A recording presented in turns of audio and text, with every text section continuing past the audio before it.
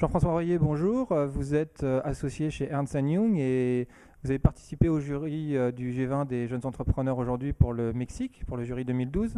Pourquoi Ernst Young participe à ce jury du G20 des jeunes entrepreneurs? Parce que Ernst Young auprès des entrepreneurs, aime bien découvrir en fait des nouveaux entrepreneurs dans des secteurs différents. Et on est très heureux là de pouvoir dans tout cet ensemble essayer de trouver ceux qui représenteront le mieux la diversité et la richesse de l'entrepreneuriat français. Alors, qu'avez-vous pensé des entrepreneurs, des profils? Est-ce qu'on est plutôt sur la même mécanique des entrepreneurs, un peu, allez, je vais faire un stéréotype, Internet, start-up, ou vous avez vraiment vu des choses intéressantes et des projets innovants? Il y a des petites choses qui vous ont interpellé? Il y a de la diversité, non, il n'y a pas que de l'Internet, même si effectivement, souvent, lorsqu'on prend des jeunes entreprises, c'est plus facile de créer sur Internet parce qu'il y a besoin de moins de moyens, mais là, ce n'est pas le cas. C'est-à-dire, dans les 150 dossiers, on trouve des secteurs différents, pas encore assez d'industrie, pas encore assez de régions, pas tout à fait assez de femmes, mais enfin suffisamment quand même pour être représentatif. Alors, Ernst Young, vous avez été très présent sur le G20 des jeunes entrepreneurs l'année dernière en France à Nice. Donc, qu'attendez-vous en termes de messages sur ce G20 Mexico que vont porter ces entrepreneurs français par rapport à ce qui se passe actuellement en France? Alors, Ernst Young était présent à Nice, mais sera aussi présent à Mexico déjà, donc, puisqu'on accompagne ce G20 des entrepreneurs dans la durée. On a créé un premier baromètre de l'entrepreneuriat à Nice. Le deuxième aura sera présenté à Mexico.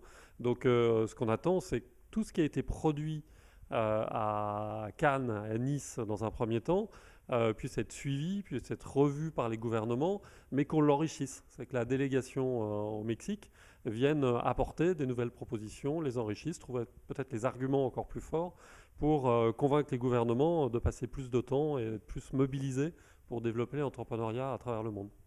Ernst Young, en tant que grand cabinet international, vous voyez aussi bien des grands groupes que des jeunes entrepreneurs. Vous sentez ce mouvement de fond justement des entrepreneurs en termes de création de valeur? On le sent et on le sent depuis longtemps parce qu'en fait on le mesure. Tous les ans, on a d'une part l'entrepreneur de l'année qu'on organise au travers le monde.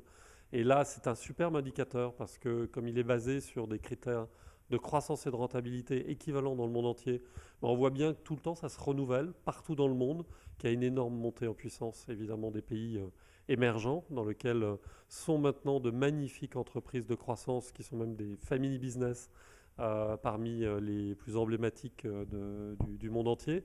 Et puis, en fait, on constate une vraie vitalité, une vitalité qui est à la fois dans les pays matures et dans les pays émergents. C'est-à-dire que la relève, en fait, dans les pays matures, comme la France, elle est en train de pousser, elle est en train d'arriver. Je pense qu'il y a vraiment, enfin, on constate vraiment depuis 3 ou 4 ans des jeunes Français qui pensent que créer son entreprise, finalement, c'est pas plus mal que de rentrer chez Ernst Young. On est très contents qu'ils rentrent chez Ernst Young, mais s'ils créent leur entreprise à côté, je pense que c'est aussi une bonne chose et c'est une bonne chose pour notre pays. Et donc, dernière question, la France sur un marché d'entreprise très atomisé de petites entreprises par rapport à d'autres pays, on compare assez souvent à l'Allemagne ou aux grands donc, pays anglo-saxons, c'est une force ou c'est une menace pour la France? Bah, nous, notre maillon faible, hein, c'est les entreprises moyennes. Et c'est le gros écart que l'on a par rapport à tous les autres pays européens, qui est quand même très significatif, mais c'est le cas vis-à-vis de l'Allemagne, vis-à-vis de l'Angleterre. Donc notre enjeu, c'est des créations d'entreprises. Ça a pas mal avancé depuis 5 ou 6 ans, mais il faut qu'on ait des entreprises qui grandissent plus vite et qui grandissent avec une logique internationale. Et peut-être que pour aller plus vite, c'est accélérer en fait le rassemblement dans un certain nombre de secteurs et la consolidation, accélérer cette consolidation pour avoir la taille critique. Alors on parle de groupement de PME pour en faire des sortes de TI virtuels. C'est des choses que vous trouverez intéressantes en termes de projets par exemple?